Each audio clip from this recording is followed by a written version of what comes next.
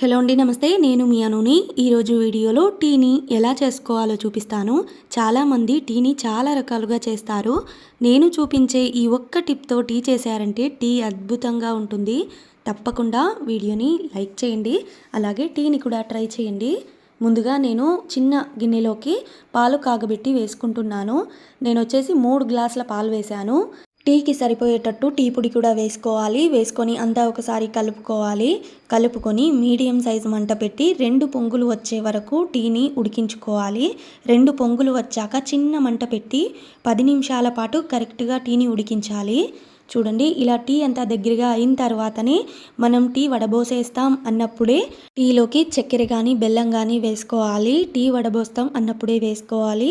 ఒక అర నిమిషం పాటు ఉడికిస్తే చాలు. టీ అద్భుతంగా ఉండే టీ అయితే రెడీ అయిపోయింది. చూడండి, టీ వడబోసేస్తున్నాను.